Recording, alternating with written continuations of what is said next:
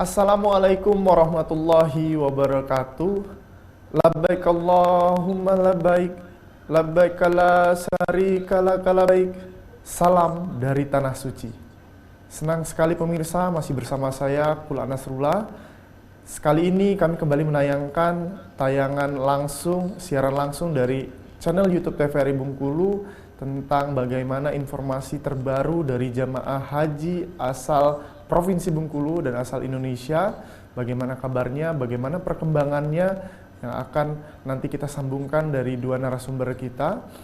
Berhubung di Indonesia merupakan dengan umat muslim terbanyak di dunia, mendapatkan kuota haji terbanyak juga, mendapatkan kuota haji 10.000 jamaah haji dan 1.900 petugas haji yang berangkat di tahun 2022. Sebelumnya, di 2 tahun sebelumnya, karena COVID-19, pemerintah Arab Saudi tidak mengadakan atau melaksanakan rangkaian ibadah haji untuk umum, dan kali ini dibuka kembali untuk rangkaian ibadah haji untuk pertama kalinya setelah pandemi COVID-19. Dan kita sudah tersambung juga dari dua narasumber kita, yaitu Ibu Gus Hefinalti dan Pak Kisnoto. Assalamualaikum warahmatullahi wabarakatuh, Ibu. Waalaikumsalam warahmatullahi wabarakatuh. Mas Anas, warga Bengkulu, apa kabar? Alhamdulillah baik, Ibu. Ibu di sana apa kabarnya, Ibu? Alhamdulillah sehat. Kalau timbangan udah ke kanan aja nih. Berarti terlihat sumringah juga di layar kaca kita, Ibu. Berarti kabar gembira dan perasaan yang sungguh sangat luar biasa yang mungkin dirasakan oleh Ibu sendiri gitu, Bu ya. Betul, betul. Dari segala rangkaian kegiatan ibadah yang sudah dilakukan, Ibu, ada kendala nggak, Bu, dari selama perjalanan Ibu dari Indonesia ke Madinah, terus ke Mekah, dan mungkin nanti bakal puncak di Ukuf di Arafah? Ya, kalau bicara kendala sebenarnya nggak, kalau saya merasa nggak ada pribadi ya. Tapi secara umum yang dirasakan oleh jamaah itu adalah adaptasi dengan cuaca. Saya kira itu yang paling mendominasi ya kalau ditanya tentang hambatan gitu. Karena di sini kan memang ekstrim ya, apalagi ketika kita sampai di Madinah waktu itu dari Indonesia itu sampai 48 derajat. Nah, di Mekah itu lebih adem kalau saya ya merasakan seperti itu. Dan sama nggak beda jauh dengan yang kita rasakan di Bengkulu karena memang kita kan daerah pesisir ya. Sekarang kita alhamdulillah sudah beradaptasi dengan baik cuaca di sini gitu. Nah, kenapa dikatakan sebagai halangan gitu? Karena dengan adaptasi kemarin itu hampir semua jamaah itu merasakan gangguan-gangguan ispa. Banyak yang flu, banyak yang batuk, kemudian demam gitu. Nah, alhamdulillah kesininya seminggu atau 2 minggu sebelum wukuf ini keadaan sudah normal kembali. Para jamaah umumnya sehat semuanya ya. Seperti yang saya katakan, ini timbangan udah ke kanan, ini udah enak semua. Makanan juga udah enak semua gitu. Dan kita bersiap-siap untuk melakukan ibadah di puncak haji. Di wukuf ya, insya Allah kami rombongan Bengkulu itu bergerak ke Armusna. Seperti itu Mas Anas. Baik Ibu, berarti informasinya untuk kendala berarti tidak ada kendala yang serius sepertinya, ya. Hanya mungkin adaptasi aja yang itu. Kalau Ibu sendiri kemarin sempat terkena kendala, pernah merasakan flu juga atau seperti apa Ibu? Oh iya, saya termasuk salah satunya gitu. Termasuk salah satu yang merasakan bagaimana flu berat dan batuk gitu. Tapi saya berterima kasih kepada pemerintah Indonesia pada umumnya. Kita di hotel ini ya, artinya di maktab kami ini juga disediakan fasilitas kesehatan yang sangat memadai. Walaupun bukan hanya saya yang terkena batuk, pilek gitu ya, tapi banyak jamaah-jamaah, namun dengan fasilitasi kesehatan dari pemerintah itu sangat terasa, itu teratasi dengan baiklah, obat-obatan, kemudian pemeriksaan kesehatan yang rutin gitu dari petugas kesehatan itu luar biasa ini.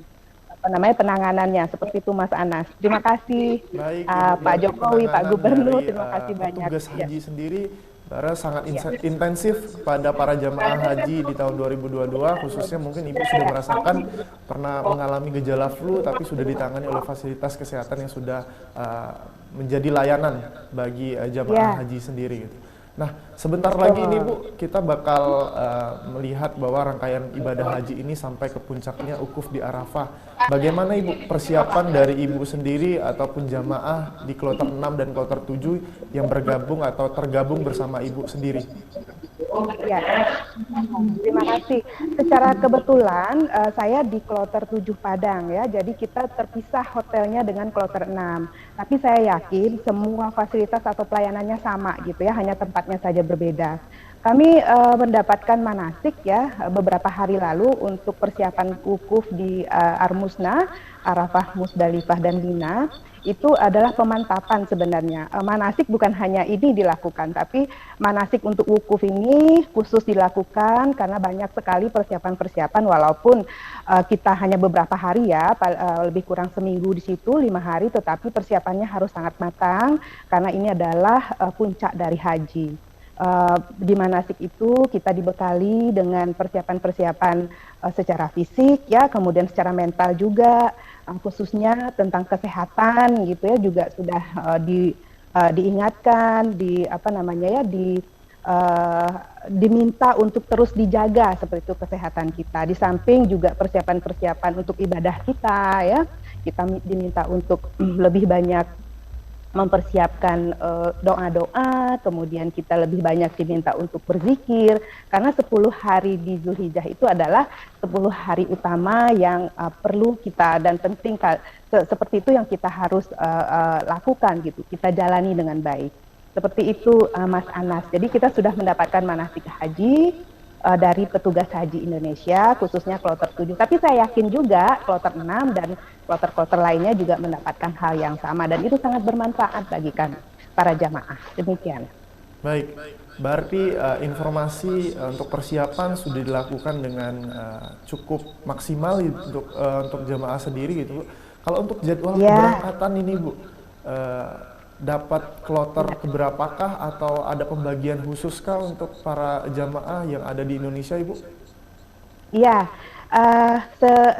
dari kloter kami di kloter 7, besok hari Kamis itu kita bergerak ke Arafah, itu dijadwalkan sekitar 9.30 dari hotel gitu ya, dan nanti kita akan dibagi untuk kelompok-kelompok atau regu-regu untuk masuk ke bus, kemudian melakukan perjalanan ke Arafah gitu.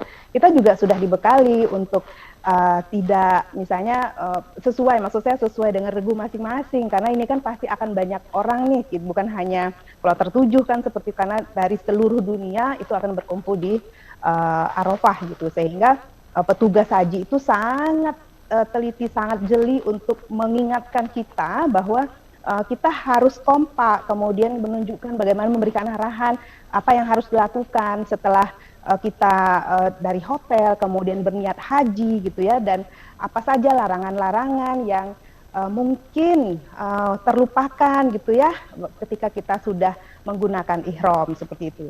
Jadi besok 9.30 kloter 7 khususnya juga rombongan 1, 2, 3, 4, 5 itu sudah disiapkan 4 bus pertama.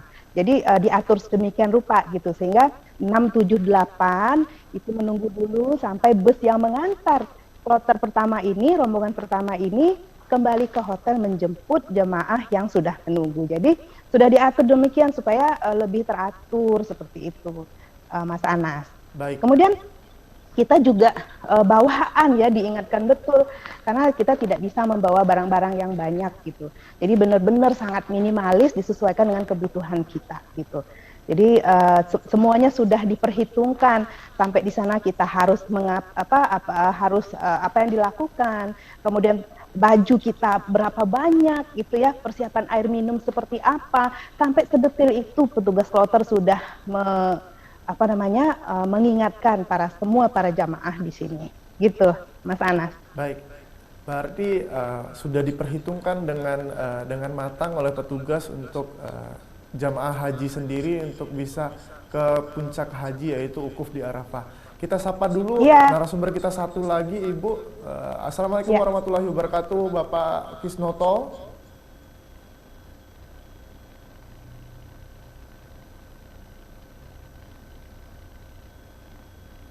Assalamualaikum Bapak, suaranya belum terdengar Bapak.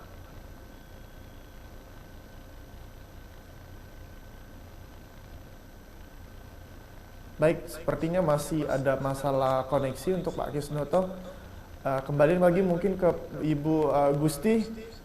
Ya, Ya, Ibu, dari segala rangkaian tadi yang sudah dilakukan gitu, dari Ibu sendiri ada nggak rangkaian-rangkaian yang memang terasa berat yang bisa diceritakan kepada para jamaah yang mungkin bisa menggambarkan bagaimana perasaan dan perjuangan jamaah di Tanah Suci Mekah? kalau saya pribadi sudah nggak sabar ya untuk menanti besok gitu, menunggu beberapa jam lagi ya untuk sampai ke besok itu kita tidak sabar lah gitu ya untuk bertemu dengan jamaah-jamaah nanti kita di satu maktab gitu ya, kemudian nanti kita akan memperbanyak ibadah di situ karena wukuf kan ini ya puncak haji gitu, jadi segala sesuatu sudah disiapkan. Kami para kloter 7, para jamaah kloter 7 itu sudah siap semua barang-barangnya. Yang perlu diingat itu adalah identitas Mas Anas, ini yang sangat penting. Dan kita juga di manasik itu diberikan visual, dilihatkan visual, tim survei ke Arafah, tim survei ke Musdalifah dan Mina, di mana maktab kita. Jadi jangan sampai nanti para jamaah itu tersesat atau tidak tahu gitu ya. Di samping sudah memperlihatkan visual videonya dari hasil survei itu, kita jamaah juga diminta untuk mempersiapkan identitas seperti kartu maktab, kemudian kartu-kartu yang berhubungan dengan rekam medis kita gitu ya, dan identitas yang lainnya, karena di situ pasti banyak sekali para jamaah dari seluruh Indonesia, sehingga jamaah di kloter 7 khususnya dan 6 ya dari Provinsi Bengkulu itu sudah tepat penempatan maktabnya tidak tertinggal ataupun tidak salah gitu ya. Nah, itu yang diingatkan oleh petugas kloter. Di samping juga kita juga diminta untuk mempersiapkan doa-doa khusus kita gitu ya, dan memperbanyak zikir, membaca Al-Qur'an dan sebagainya. Seperti itu Mas Anas. Baik, artinya jamaah haji memang sudah tahu dan rangkaian-rangkaian yang bakal dilalui untuk besok, dan khususnya mungkin untuk Ibu sendiri sudah tidak sabar untuk hari esok agar mendapatkan puncak haji, agar lebih fokus dan lebih husuk untuk beribadah.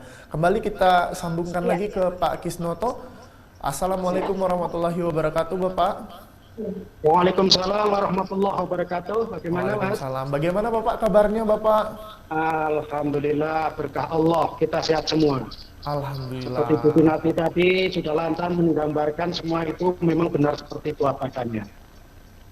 Nah, dari Bapak sendiri, Pak, dari rangkaian yang bakal dilalui untuk puncak haji, ada nggak Pak persiapan atau gambaran yang bisa dijelaskan kepada para pemirsa untuk dari Tanah Suci Mekah dari Pak Kisnoto sendiri, Bapak?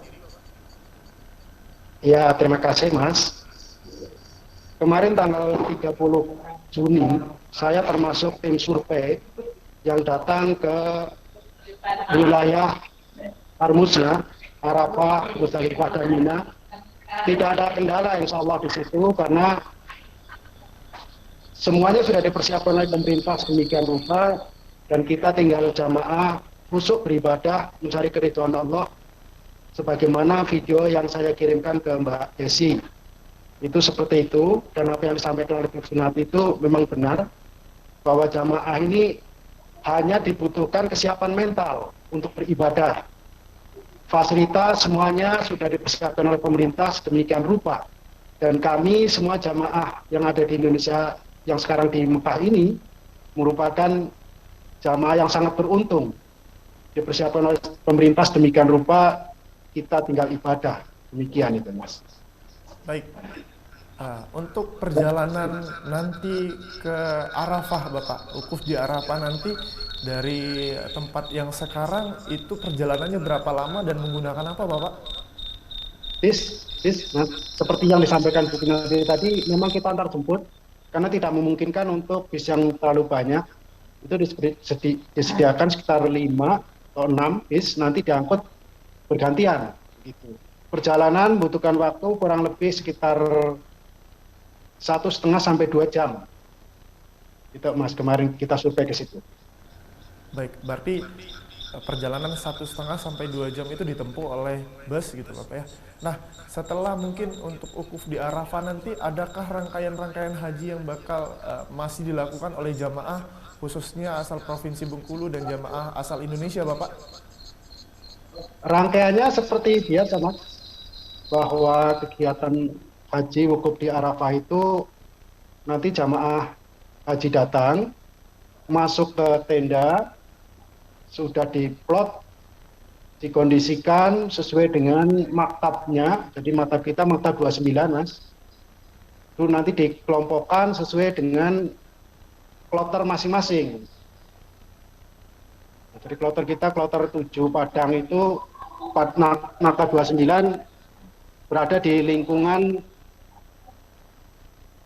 bersebelahan dengan gunung gitu. Tapi bagus, Mas. Jadi semua fasilitas sudah disediakan, WC, penginapan, tenda ber-AC, semuanya kambal, spray, macam-macam sudah dipersiapkan sehingga jamaah tidak mengalami kesulitan untuk beribadah. Insya Allah apabila memang itu tawaduk karena Allah SWT. Itu, Mas. Baik Bapak, untuk protokol Bapak, apakah ada protokol khusus ketika melaksanakan rangkaian wukuf di Arafah nanti yang mungkin bisa dijelaskan kepada para pemirsa yang lagi melihat dan menyaksikan siaran langsung dari YouTube channel TVRI kita, Bapak? Tentu, Mas, itu protokolnya diatur oleh ketua kloter masing-masing bahwa nanti pas penjemputan, mengarahkan, menempatkan, kemudian dari Arafah menuju ke Musdalifah juga nanti akan diatur, dikondisikan sehingga tidak akan tumpang tindih, lancar, tertib, jamaah nyaman, kemudian selamat, tentunya keselamatan yang penting bagi kita semua, begitu. Sampai dengan dari Musdalifah ke Mina juga demikian nanti, tengah malam akan dikondisikan sedemikian rupa. Di Mina itu ada 4 tenda untuk satu kloter dan sudah bagus kondisinya. Jadi insya Allah nyaman, insya Allah nyaman. Baik Bapak, dari puncak kegiatan wukuf di Arafah ke Musdalifah dan ke Mina itu dilaksanakan rangkaiannya berapa hari Bapak? 6 hari, Mas. 6 hari dari Bapak? Arafah, dari pemberangkatan sampai dengan tanggal 13 Dzulhijjah. Berarti 6 hari. artinya memang rangkaian ibadah haji ini adalah rangkaian ibadah fisik yang memerlukan fisik dan mental yang kuat Bapak ya. Dari Bapak sendiri, dari kloter yang Bapak ataupun jamaah haji lainnya, ada masalah kendala kesehatan atau informasi terbaru dari jamaah yang mungkin Bapak sudah ketahui di sana Bapak? Relatif sama, Mas, paling sekitar batuk, pilek gitu flu kan, tapi insya Allah tidak ada kendala yang berarti lah. Di saya ini rombongan 3, kloter 7 dari Bengkulu Utara. Dari Bengkulu Utara itu ada 92 orang, Mas. Saya membawai 45 orang, rombongan 3. Alhamdulillah kondisinya baik, tinggal kita menjalani ibadah ini, rangkaian ini rukun, wajib. Semoga lancar semuanya sampai dengan pulang ke tanah air, ketemu keluarga, sanak famili di tanah air. Itu, Mas. Amin, amin, amin. Diperkirakan 6 hari untuk puncak ibadah haji Bapak. Kalau untuk kegiatan lain, mungkin setelah kegiatan rangkaian ibadah haji, apakah ada kegiatan lain yang diberikan oleh petugas haji atau dari panitia haji sendiri, Bapak? Sepulang dari Mina tadi, nanti tanggal 13, sebetulnya dari kita kloter 7 ini Nafarsani, kita akan langsung mungkin istirahat sejenak, kemudian langsung melaksanakan wukuf, tawaf, sa'i dan tahalul. Setelah itu kita kembali lagi ke hotel. Ada rangkaian lain yang nanti akan dilaksanakan oleh jamaah adalah umroh sunnah, insya Allah itu nanti akan dihitung waktunya setelah pulang. Rangkaian rukun itu dilaksanakan dengan tertib. Itu Mas. Baik, berarti ada tetap ada rangkaian setelah puncak, ada tawaf lagi dan mungkin umroh sunnahnya gitu Bapak ya. Nah, kalau untuk Insya Allah. perkiraan pulang ke Indonesia Bapak, dari puncak tadi atau dari ini sekitar dari panitia sendiri sekitar tanggal berapa diperkirakan untuk jamaah di kloter Bapak untuk bisa pulang kembali lagi ke tanah air? Dari Arab Saudi ini tanggal 21 Mas, jadi tanggal 22 ini sudah nyampe ke tanah air. Dan nanti akan ketemu di embarkasi antara Bengkulu di Fatmawati itu. Insya Allah sampai ke situ, tanggal 22. Baik, berarti tanggal 21 kalau nyampe di Bengkulu nanti akan di tanggal 22 Bapak ya.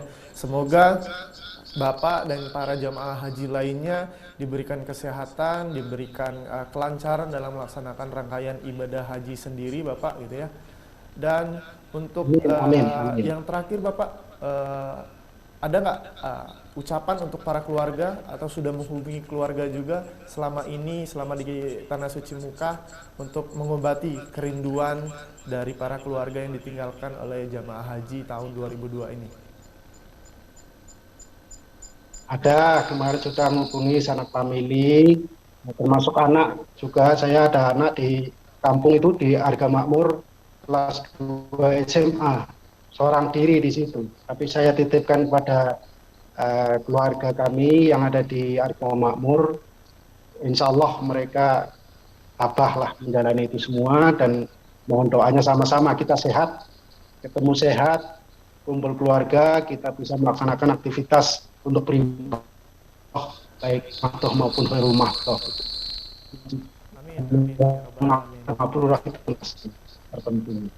Baik, kita kembali ke Ibu Gusti. Halo Ibu Gusti, masih terdengar suara Anas? Masih Terdengar suara Anas. Mungkin tadi udah panjang lebar dari Bapak Kisnoto juga. Kalau dari Ibu ada nggak yang mau disampaikan untuk para keluarga, untuk para yang ditinggalkan dari jamaah haji, mewakili lah untuk mengobati rasa kerinduan kami yang sudah ditinggal beberapa hari ini, mungkin rangkaian dari Madinah ke Mekah dan bakal sampai nanti ke puncak nanti. Ya, sebenarnya kalau komunikasi dengan keluarga kita sudah setiap hari ya, karena perkembangan teknologi sekarang apa sih yang nggak bisa gitu ya, setiap hari kita bisa video call dengan anak-anak gitu.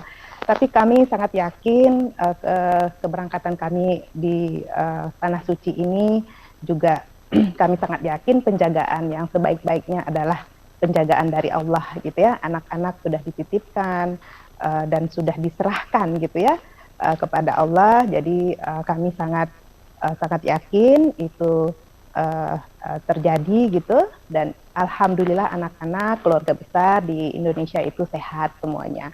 Tentu saja harapannya doa-doa yang indah gitu ya, terutama untuk kesehatan dan kemudahan kami melakukan ibadah haji itu selalu kami panjatkan, selalu kami harapkan dari sanak-sanak saudara, khususnya juga warga Bengkulu, sehingga apa yang kami harapkan sebagai jamaah haji dan secara mungkin kebetulan ya, kalau nggak pas mohon maaf dikoreksi, pada tahun ini adalah Hari Raya Akbar ya, dan akan jatuh di hari Jumat gitu, dan ini sangat jarang terjadi, sehingga ini yang merupakan impian dari semua umat muslim di dunia gitu ya. Alhamdulillah nanti tanggal 10 Zulhijjah di Mekah hari Jumat itu kami semua akan berada di wukuf gitu ya, akan berada di Arafah untuk melakukan wukuf.